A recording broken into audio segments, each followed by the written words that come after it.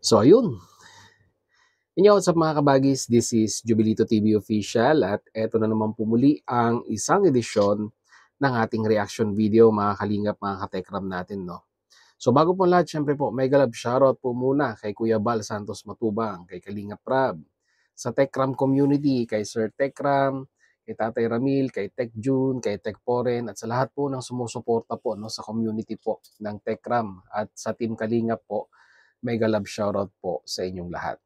So ito na nga no, mga kalingap, mga katekram natin no, for today's reaction video, gawa lang po natin ng reaction at muli po no, pagbibigay ng ating personal opinion dito po sa bagong-bagong live streaming po ni Tek June no, na kung saan ay nabanggit nga po ito pong naging comment no ni Ninong S sa kabilang platform no, na kung saan di umano ay allegedly po ay ito daw pong mga gamit no na ibinigay kay Kuya or kay Dave ay ginagamit daw po no, ginagamit po ni Tek June. To be specific po no, mga katekram natin, ito pong bigay po na Apple MacBook Pro no, isa pong laptop na kung saan di umano ay ginagamit daw po ni Tek June. So aminado naman po no si Tek June na nagamit niya nga po no ito pong bigay na laptop dito po kay Dave no. Inamin niya naman po na nagagamit niya sa pag-i-edit no.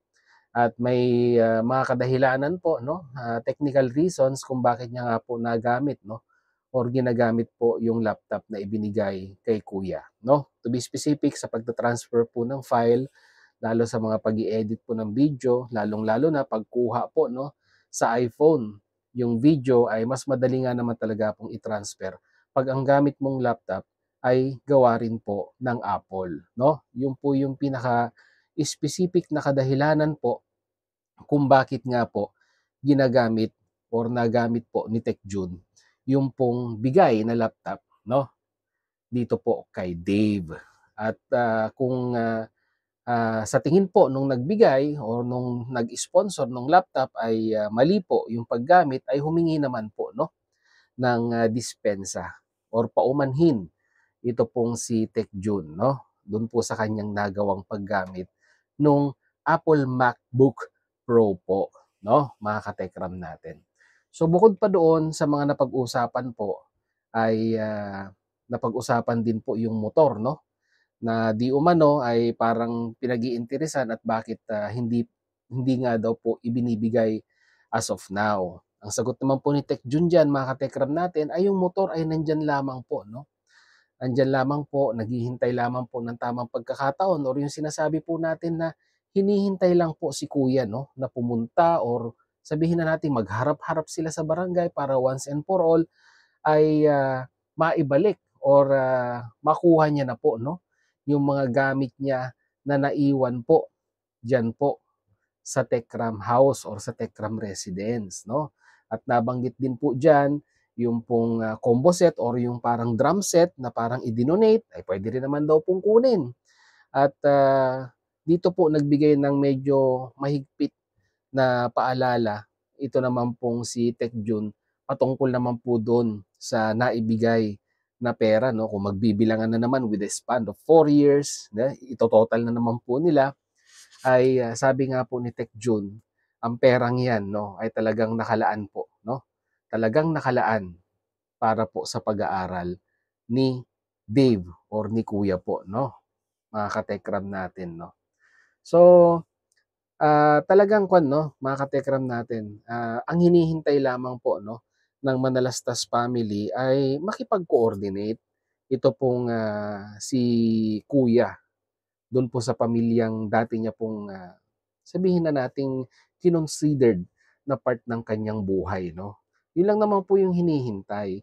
Pero sa unang, sabak or sa unang pagkakataon po na mapag-uusapan or usap-usap sa barangay ay wala naman pong nangyaring siputan na naganap.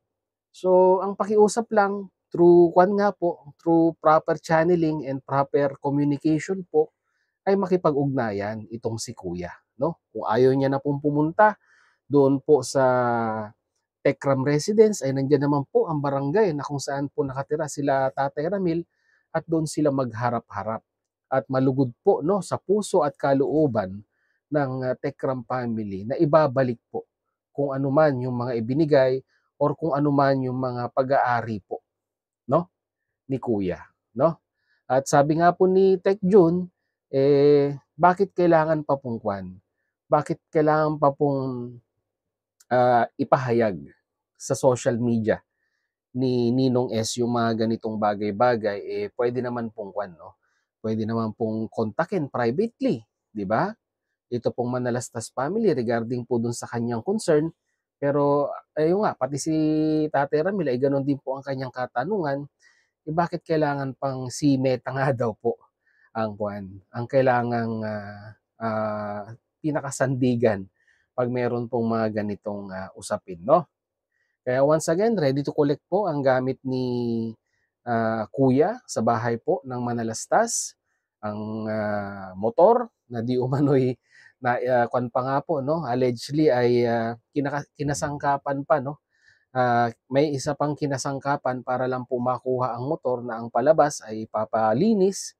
Yung pala ay magkikita somewhere in Candaba at kukunin or nag-aabang po itong si Kuya para makuha po yung motor. Which is para sa akin po, no, mga katekram natin, ay maling-mali. No?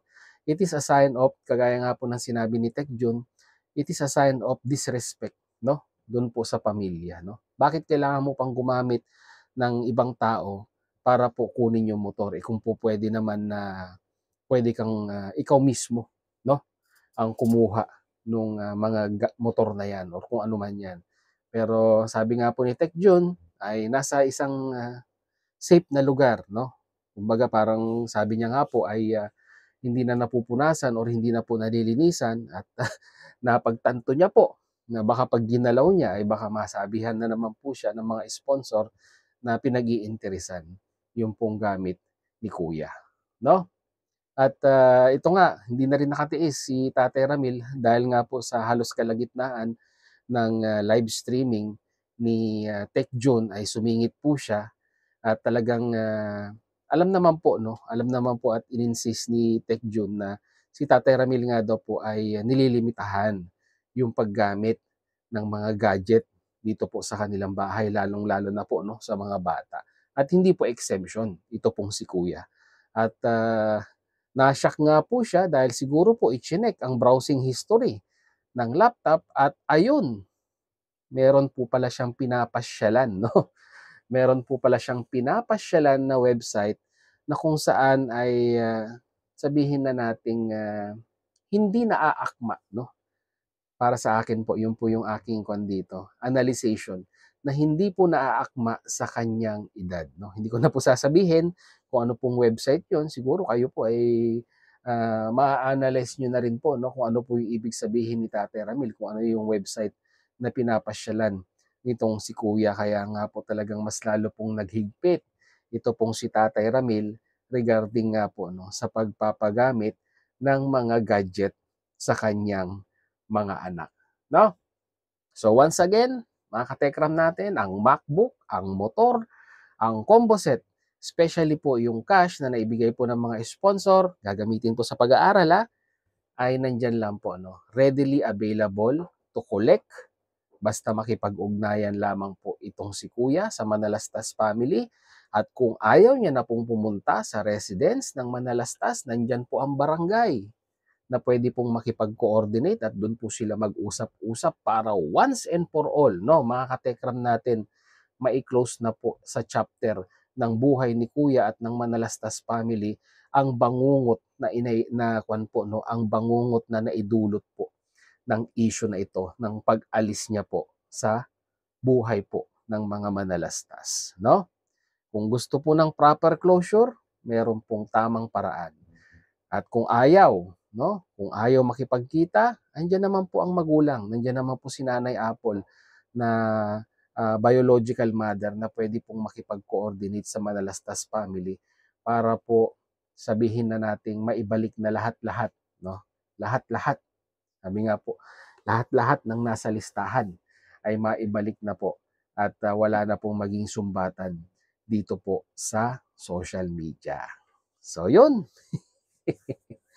mag-comment na lamang po kayo sa ating comment section mga kalingap at kabagis kung ano naman po ang inyong masasabi, opinion, reaction dito po sa naging statement ni Tech June at ni Tate Ramil regarding po dito sa usaping ito. So yun, muli maraming salamat dahil hanggang sa dulo po ng ating reaction video ngayong araw na ito ay nasamahan niyo po muli si Jubilito TV Official. At muli po nagpapaalala po ang inyong host sa mga hindi pa po nakasubscribe sa channel po no, ni Jubilito TV Official. Ayan po, no, kung hindi naman po kalabisan, isubscribe nyo na po ang ating YouTube channel. Ayan po. No. Once again, ito na po, hanggang dito na lamang po. This is Jubilito TV Official. As I always say, peace, God first. God bless po. Bye!